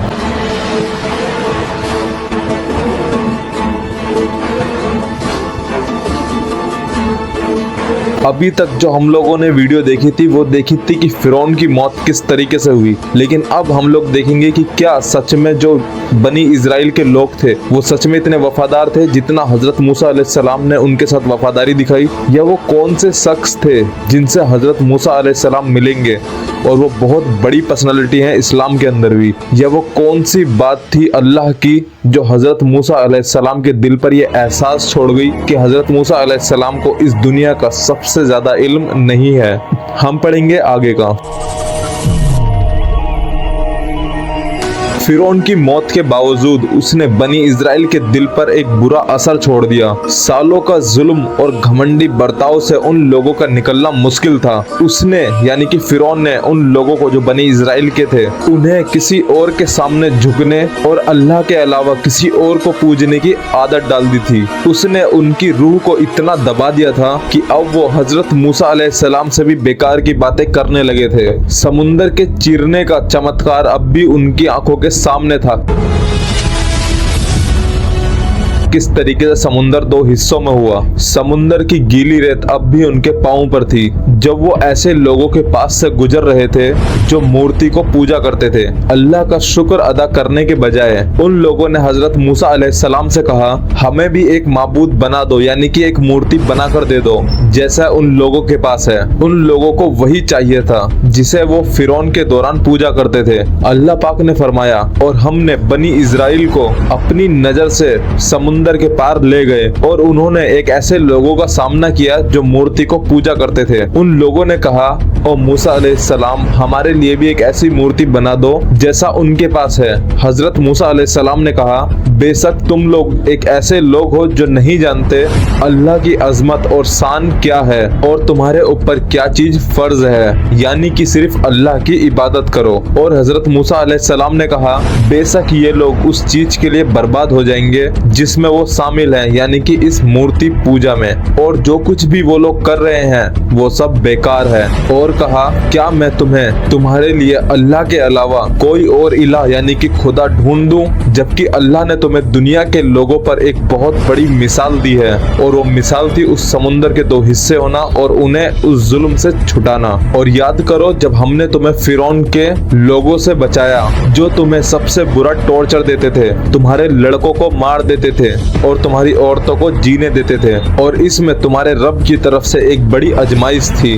बनी इजराइल को अल्लाह ने अपनी नेमत और बरकत से नवाजा, उन्हें जुल्म से बचाया गया। उन्होंने अपने जालिम राजा फिरौन के डूबने की गवाही दी, और जब उन्हें सुख यानी कि खुशी ढूंढने की जरूरत थी तो अल्लाह ने हजरत मूसा अलैहिस्सलाम को हुक्म दिया कि वो अपनी लाठी को एक पत्थर पर मारे, और वो पत्थर दो हिस्सों में बट गया और उसमें से 12 चश्मे यानी कि 12 पानी के फव्वारे निकले जो कि 12 कबीलों में बहने लगे जो हजरत मूसा अलैहिस्सलाम के साथ आए थे, ताकि उनमें पानी की कमी को लेकर कोई झगड़ा ना हो। और अल्लाह ने उन्हें तेज सूरज से बचने के लिए अच्छा मौसम भी बना कर दिया। लेकिन अल्लाह की इस मेहरबानी के बावजूद भी कुछ मैन लोगों ने हजरत मूसा अलैहिस्सलाम की कौम को इस खुराफात यानी कि गलत फहमी पर डाल दिया कि वो इस खाने से नफरत करते हैं।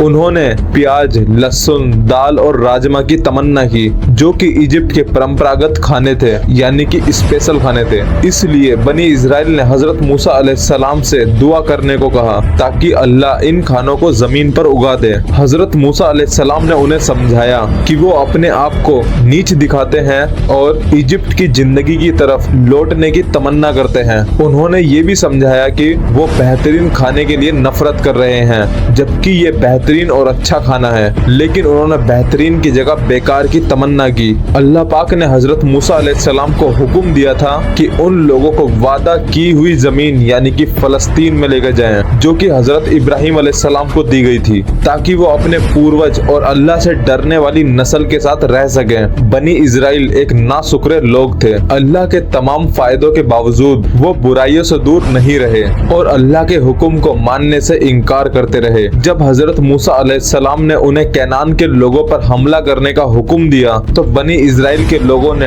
डर से बहाना बनाया कि ओ मूसा, वहाँ मजबूत कौम है, हम तब तक नहीं जाएंगे जब तक वो निकल न जाएं। पुरानी किताबों में कहा गया है कि उनमें 6 लाख मर्दों की तादाद है। हजरत मूसा अलैहिस्सलाम ने उनमें से सिर्फ 2 आदमी ऐसे पाए जो लड़ने को तैयार थे। इन दोनों ने कहा, जब हम दरवाजे से अंदर जाएंगे तो अल्लाह हमें जीत दिला देगा। लेकिन सब बनी इजराइल के लोगों में डर और खुद पर ही नफरत थी। हजरत मूसा अलैहिस्सलाम को पता चल चुका था कि उनकी कौम अब कुछ भी करने के लायक नहीं रही है। फिरौन मर चुका था, लेकिन उसका असर इनकी रूहों पर अभी तक था। उनका सुधार करने में वक्त लगता। हजरत मूसा अलैहिस्सलाम अपने रब के पास यानी कि अल्लाह के पास वापस गए अल्लाह से बात करने के लिए और अल्लाह से कहा कि वो सिर्फ अपने और अपने भाई के अमाल के लिए जिम्मेदार हैं। और उन्होंने अल्लाह से दुआ की कि वो उनके और उनकी कौम के बीच में डिफरेंस पैदा कर दे, यानी कि गैप कर दे, यानी कि फासला बढ़ा दे। अल्लाह पाक ने इस नस्ल के बारे में अपना फैसला सुना दिया,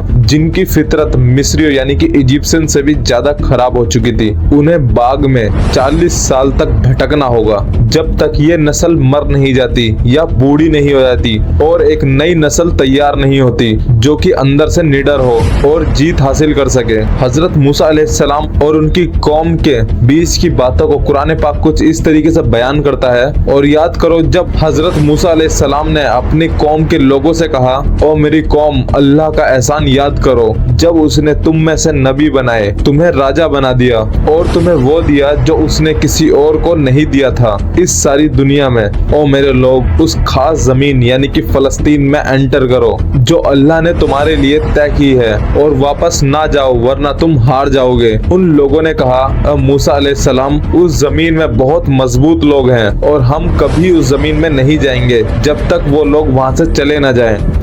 तुम और तुम्हारा रब जाओ और लड़ो, हम यहाँ बैठे हैं। मतलब वाकई में ये कौम वफा के लायक तो बिल्कुल भी नहीं, यानी कि वफादारी तो इस कौम के अंदर पहले से ही नहीं रही है, ये यहूदियों के अंदर। हजरत मूसा अलैहिस्सलाम ने कहा, ओ मेरे रब, मुझे और मेरे भाई को अलग कर दो इन लोगों से जो फासिक हैं, यानी कि अल्लाह की बात नहीं मानते हैं। अल्लाह पाक ने कहा, इसलिए ये पाक जमीन इन लोगों पर 40 साल तक हराम है, वो भटकते रहेंगे। तुम इन फासिक लोगों पर गम ना करना है मूसा। उन लोगों के भटकने के दिन अब शुरू हो चुके थे। हर दिन वही होता और वहीं से शुरू होता, वहीं पर खत्म होता। उन्होंने सैनाई नाम की जगह में एंटर किया। हजरत मूसा अलैहिस्सलाम वहीं पर आए जहां उन्होंने अल्लाह ताला से पहली बार बात करी थी। उन्होंने अल्लाह से दुआ की कि वो उनकी कौम का फैसला करे। अल्लाह पाक ने उन्हें हुक्म दिया कि वो 30 दिन का रोजा रखें। उसके बाद उन्हें माउंट सैनी यानी कि कोहे तूर जाना है, जहां उन्हें वो लॉ दी जाएगी यानी कि वो कानून दिया जाएगा जिससे वो अपने लोगों को गवर्न यानी कि कंट्रोल कर सके या फिर उन्हें सही राह बता सके। पिछले लोगों ने कहा कि हजरत मूसा अलैहिस्सलाम ने 30 दिन तक रोजे रखे, लेकिन उन्हें अल्लाह से बात करने में घबराहट महसूस हो रही थी क्योंकि रोजों की वजह से उनके मुंह में बदबू थी। उन्होंने जमीन से एक पौधा तोड़ा और उसे खाया। तब अल्लाह पाक ने हजरत मूसा अलैहिस्सलाम से कहा, तुमने रोजा क्यों तोड़ा? हजरत मूसा अलैहिस्सलाम ने कहा, ओ मेरे रब, मैं आपसे इस बदबू के साथ बात नहीं करना चाहता था। अल्लाह पाक ने कहा, क्या तुम्हें नहीं पता मूसा कि रोजा रखने वालों के मुंह की बदबू मेरे लिए गुलाब से भी ज्यादा खुशबूदार है। वापस जाओ और 10 दिन तक और रोजा रखो, फिर मेरे पास आना। हजरत मूसा अलैहिस्सलाम ने अल्लाह का हुक्म माना। अल्लाह पाक ने कुरान में ये बात फरमाई, हमने हजरत मूसा अलैहिस्सलाम के लिए 30 रातें तय की और उनमें 10 और जोड़ी, और उन्होंने अपने रब के तय किए गए मामले को पूरा करा 40 रातों का। और हजरत मूसा अलैहिस्सलाम ने अपने भाई हजरत हारून अलैहिस्सलाम से कहा, मुझे मेरे लोगों में रिप्लेस करो, सही रास्ते पर रहो और मुफस्सिदीन के रास्ते पर मत जाओ। जब हजरत मूसा अलैहिस्सलाम वक्त और जगह पर आए जहां पर अल्लाह ने उस 40 दिन के बाद बुलाया था, तो अल्लाह से उन्होंने बोला, ओ मेरे रब मुझे दिखाएं ताकि मैं आपको देख सकूं। अल्लाह पाक ने कहा, तुम मुझे नहीं देख सकते, लेकिन उस पहाड़ को देखो, अगर वो अपनी जगह पर खूबसूरत रहा तो तुम मुझे देख सकते हो। जब अल्लाह ने उस पहाड़ पर ज़ाहिर किया तो वो धूल बनकर गिर गया और उसके साथ हजरत मूसा अलैहिस्सलाम भी बेहोश हो गए। और जब हजरत मूसा अलैहिस्सलाम को होश आया तो उन्होंने कहा, मैं तेरी तरफ रुजू करता हूँ और मैं पहला मोमिन हूँ। अल्लाह पाक ने कहा, ओ मूसा, मैं तुम्हें मर्दों पर अपने पैगाम और अपने आप से बात करने के लिए चुना है, तो जो कुछ मैंने तुम्हें दिया है उसको पकड़ लो और शुक्र अदा करने वालों में से बनो। और हमने उस पर ताबीर लिखी उन सब चीजों के लिए जो सीखने की जरूरत है, और कहा इन्हें मजबूती से पकड़ो और अपने लोगों को बेहतर चीजों का हुक्म दो। मैं तुम्हें फशकीन का घर दिखाने वाला हूँ। मैं अपनी आयत यानी कि कुरान पाक की आयत उन लोगों से दूर कर दूंगा जो जमीन पर घमंड करते हैं, और अगर वो सब आयत, सबूत, सबक, निशान, इल्हाम देखें तो वो उन पर ईमान नहीं लाएंगे, और अगर वो रास्ते को देखें तो वो उन पर नहीं चलेंगे, लेकिन अगर वो गलत रास्ते को देखें तो वो उन पर चलेंगे। ये सब इसलिए है क्योंकि उन्होंने हमारी आयत को इनकार किया है और उन पर घमंड किया है। उन लोगों के अमाल बेकार हैं, क्या उन्हें कुछ और इनाम मिलने की उम्मीद है? सिर्फ वही जो उन्होंने किया है। पिछले स्कॉलर्स ने कहा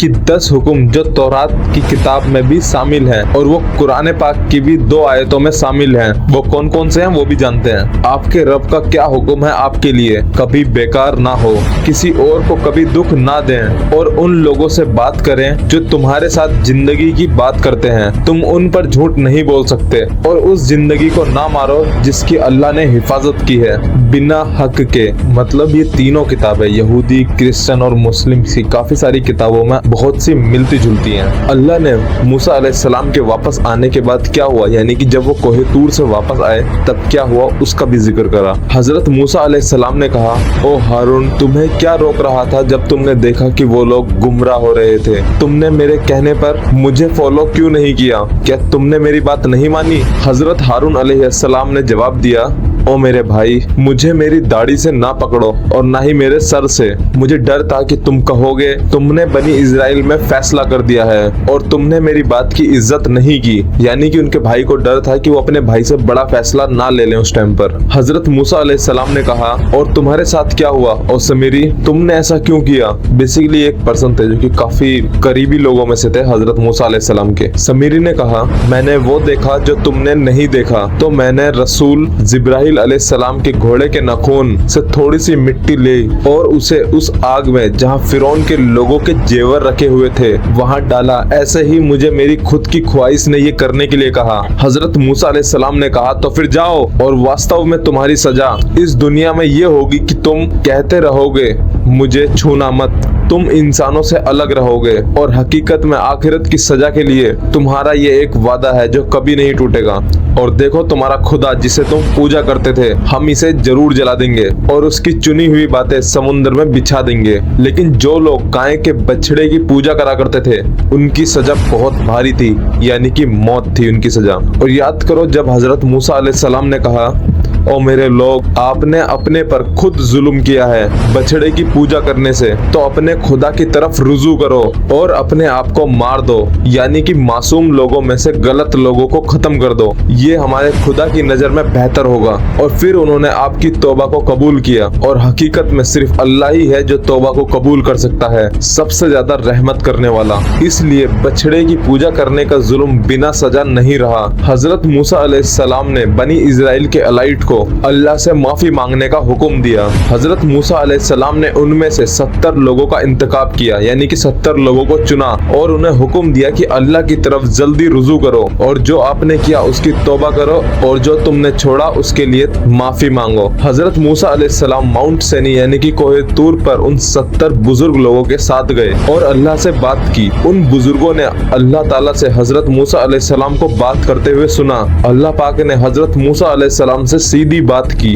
ये शायद उन लोगों के लिए आखिरी मौजूजा था जो उनके दिल में हमेशा के लिए अपने दीन को समझने के लिए काफी था। जिन जिन लोगों ने उस बातचीत को सुना वो लोग नाखुश थे, यानी कि खुश नहीं थे। उन लोगों ने हजरत मूसा अलैहिस्सलाम से कहा, ओ मूसा, हम तुम पर कभी भी ईमान नहीं लाएंगे जब तक हम अल्लाह को सीधा नहीं देख लेते। ये एक ऐसी डील थी या फिर ये एक ऐसी साजिश थी जो किसी को भी हैरान कर दे और उनकी जिद्दी डिमांड का इनाम सजा थी। बिजली की चमक ने उनके जिस्म और रूह को एक साथ हिला दिया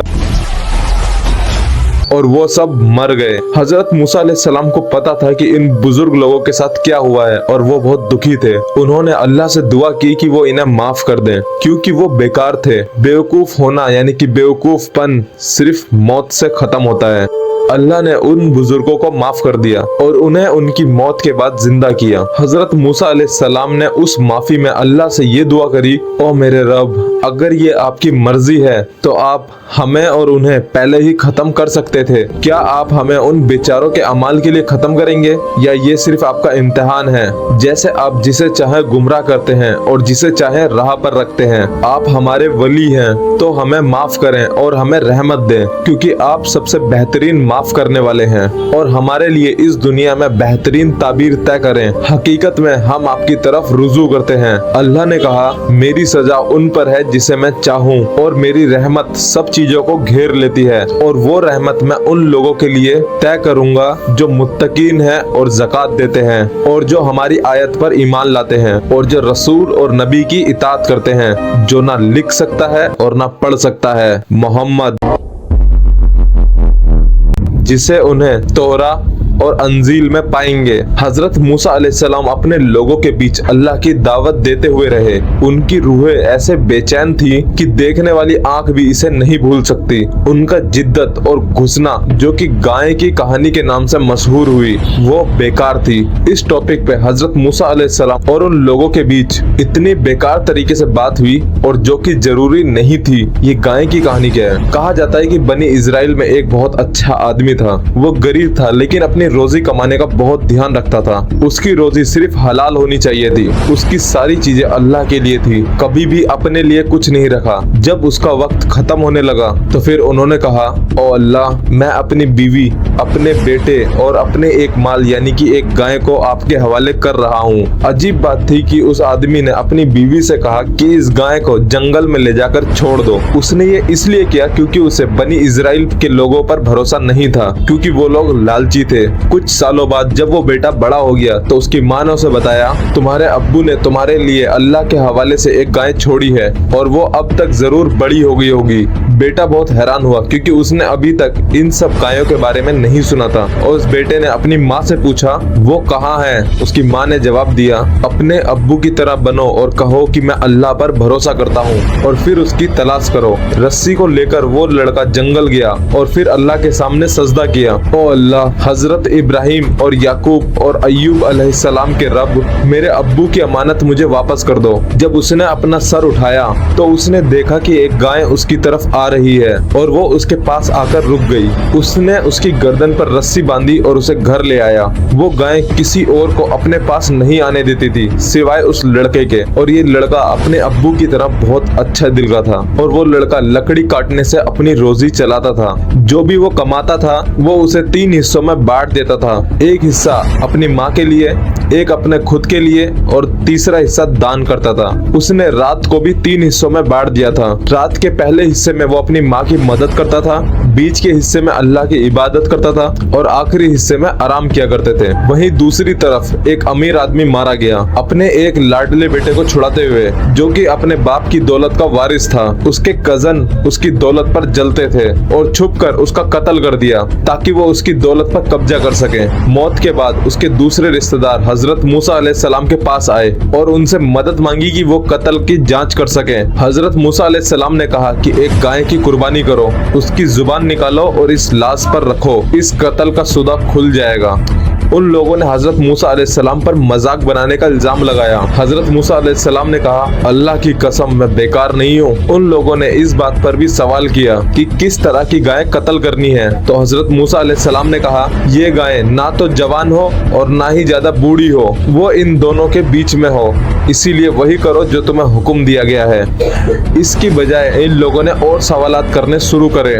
ये गाय किस रंग की होनी चाहिए? उन्होंने कहा ये गाय पीले रंग की होनी चाहिए। उन लोगों को अभी भी तसल्ली नहीं हुई और उन्होंने और भी जानने की कोशिश करी। उन्होंने सवाल किया कि ये गाय कौन सी पहचान की होनी चाहिए। उन्होंने कहा ये गाय एक ऐसी होनी चाहिए जो जोती या फिर खेती वगैरह ना करती हो और बिल्कुल बिना निशान के हो। वो लोग सवाल पर सवाल करते गए, हालांकि उन लोगों के मन में उस गाय को लेने का बिल्कुल भी नहीं था, पर फिर भी हजरत मूसा अलैहिस्सलाम के लोग एक ऐसी गाय की तलाश में निकलते हैं जो उनकी जरूरत पर पूरी उतरती थी। सिर्फ एक गाय थी जो उनकी इन बातों पर पूरी खरी उतरी थी, जो कि एक यतीम लड़के की थी, जिसकी कहानी अभी आपने थोड़ी देर पहले सुनी थी। उन्होंने उस लड़के से मिलकर उनकी गाय के दाम पूछे। उस लड़के ने जवाब दिया कि वो पहले अपनी माँ से पूछेगा। तो वो लोग उसके घर गए और उनकी माँ को 3 सोने के सिक्के देने का ऑफर किया। उसकी माँ ने मना कर दिया और कहा कि इस गाय की कीमत इससे ज्यादा है। वो लोग अपना ऑफर बढ़ाते रहे, लेकिन माँ हर बार मना करती रही। आखिर में उन्होंने उस लड़के से कहा कि अपनी माँ से कहें कि थोड़ा समझदारी से फैसला लें। उस लड़के ने कहा कि मैं अपनी माँ की मंजूरी के बिना इस गाय को नहीं बेचूंगा, चाहे तुम मुझे चमड़े के कवर से सोना भर के क्यों ना दो। ये सुनकर माँ मुस्कुराई और बोली, चलो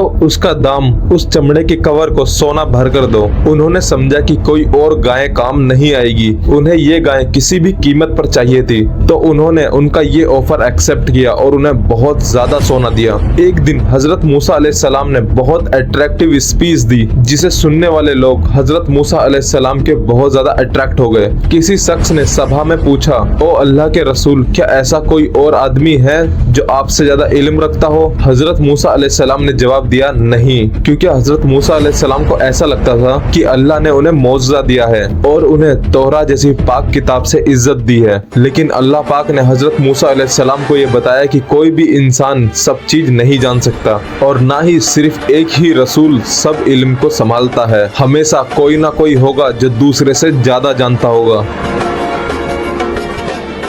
हजरत मूसा अलैहिस्सलाम ने पूछा, ओ अल्लाह, वो शख्स कहाँ है? मैं उनसे मिलना चाहता हूँ और उनसे इल्म सीखना चाहता हूँ। और उन्होंने अल्लाह से इनकी पहचान की निशानी भी पूछी।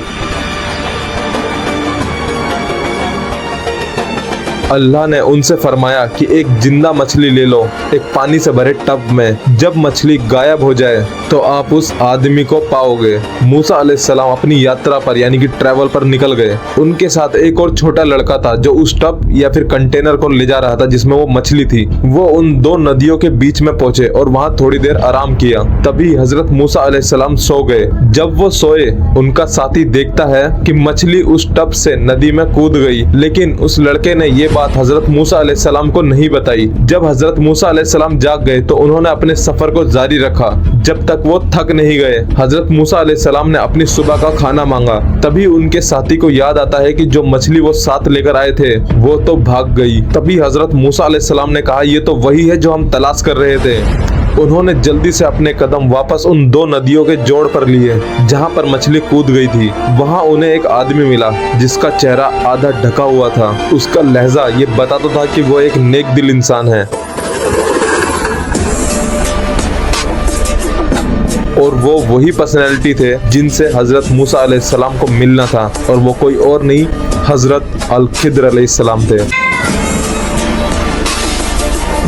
मूसा अलैहिस्सलाम ने हजरत खिद्र अलैहिस्सलाम से कहा, क्या मैं आपका साथ दे सकता हूँ ताकि आप मुझे वो इल्म सिखा सकें जो अल्लाह ने आपको दिया है। उन्होंने कहा, वाकई में आप मेरे साथ सब्र नहीं कर पाएंगे, और आप कैसे सब्र कर सकते हैं उस चीज पर जिसे आप नहीं जानते हैं। मूसा अलैहिस्सलाम ने कहा, अगर अल्लाह चाहे तो आप मुझे सब्र करने वालों में पाएंगे और मैं आपको आपके किसी भी काम में मना नहीं करूंगा। हजरत खिद्र अलैहिस्सलाम ने कहा, फिर अगर आप मेरे साथ आते हैं तो मुझसे किसी भी चीज के बारे में मत पूछना जब तक मैं खुद नहीं बताता। हजरत खिद्र अलैहिस्सलाम बहुत बड़ी पर्सनैलिटी थे इस्लाम के अंदर। इनके बारे में भी हम अगली वीडियो में जानेंगे, यानी कि आने वाली कुछ वीडियो में। तो दोनों आगे बढ़ते हैं। जब तक वो एक जहाज पर नहीं पहुंचते, हजरत खिद्र अलैहिस्सलाम ने उस जहाज पर एक छेद कर दिया। हजरत मूसा अलैहिस्सलाम ने कहा, क्या आपने इसमें छेद किया ताकि वो लोग डूब जाएं? आपने वाकई में एक बुरा काम किया। हजरत खिद्र अलैहिस्सलाम ने कहा, मैंने आपको कहा था कि आप मेरे साथ सब्र नहीं कर पाएंगे। फिर हजरत मूसा अलैहिस्सलाम ने अपनी इस गलती की माफी मांगी। फिर दोनों आगे बढ़ते रहे जब तक वो एक लड़के से नहीं मिले।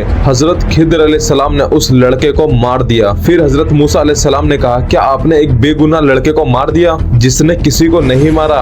आपने वाकई में एक बुरा काम किया। फिर हजरत खिद्र अलैहिस्सलाम ने कहा, मैंने आपसे कहा था कि आप वाकई में ही मेरे साथ सब्र नहीं कर पाएंगे। फिर हजरत मूसा अलैहिस्सलाम ने माफी मांगी और कहा कि अगर मैं अब की बार कुछ पूछूं तो आप मुझे अपने साथ मत रखना। फिर दोनों आगे बढ़ते रहे जब तक वो एक गांव के लोगों से नहीं मिले।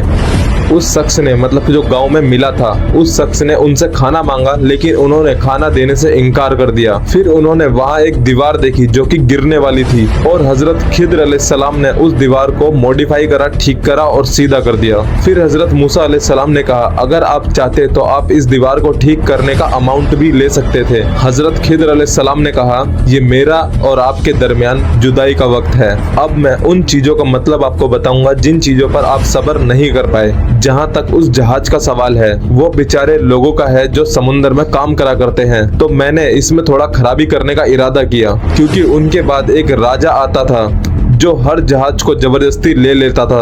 और जहां तक उस लड़के का सवाल है, उसके माँ बाप ईमान वाले थे और इस चीज का डर था कि वो इनसे नफरत करेगा, यानी कि लड़का अपने माँ बापों से नफरत करेगा और उन्हें बेईमान बना देगा। तो हमने इरादा किया कि अल्लाह ताला उन्हें एक और बेहतर लड़का दे दे जो इंसाफ और रहमत में उससे बेहतर हो। और जहां तक उस दीवार का सवाल है, ये 2 यतीम बच्चों की दीवार है इस गाँव में, और इसके नीचे एक खजाना है और उनका बाप एक अच्छा इंसान था। और आपके रब का इरादा ये था कि उन्हें उनकी पूरी बालगी तक पहुंचा दे और उनका खजाना उन्हें मिल जाए। ये आपके रब की रहमत से, और मैंने ये अपने इरादे से नहीं किया। ये उन चीजों का मतलब है जिस पर आप सब्र नहीं कर सके। फिर हजरत मूसा अलैहिस्सलाम ने उनसे सलाम किया। फिर हजरत खिद्र अलैहिस्सलाम ने पूछा कि तुम्हारे मुल्क में लोग एक दूसरे को किस तरीके से सलाम करते हैं? हजरत मूसा अलैहिस्सलाम ने कहा, मैं मूसा हूँ।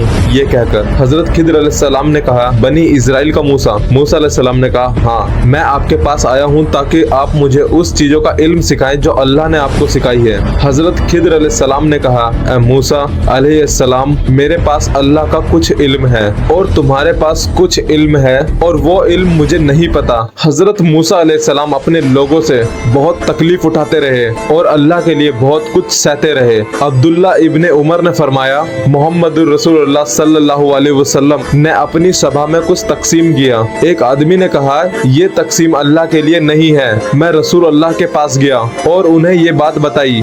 उनका गुस्सा इतना बढ़ गया कि उनके चेहरे पर गुस्से के निशान दिखने लगे। फिर रसूल अल्लाह ने फरमाया, अल्लाह हजरत मूसा अलैहिस्सलाम पर रहमत फरमाए, क्योंकि उन्हें इससे ज्यादा तकलीफ हुई है, लेकिन उन्होंने सब्र किया। बनी इजराइल ने हजरत मूसा अलैहिस्सलाम को बहुत तकलीफ दी। उनका दुख सिर्फ बगावत, बेकार की बातें, झूठ और पत्थर पूजने तक सीमित नहीं था, बल्कि उन्होंने उस पर भी निजी नुकसान उठाया। अल्लाह पाक ने फरमाया, और तुम लोग जो ईमान लाए हो, हजरत मूसा अलैहिस्सलाम को तकलीफ देने वालों में से मत बनो। लेकिन अल्लाह पाक ने उन्हें उन सब चीजों से पाक कर दिया जो भी उन पर इल्जाम लगाया गया था, और वो अल्लाह की नजर में इज्जत वाले थे। हारून अलैहिस्सलाम की वफात हजरत मूसा अलैहिस्सलाम से पहले हुई। उनके लोग अब भी जंगल में घूम रहे थे जब उनकी वफात हुई।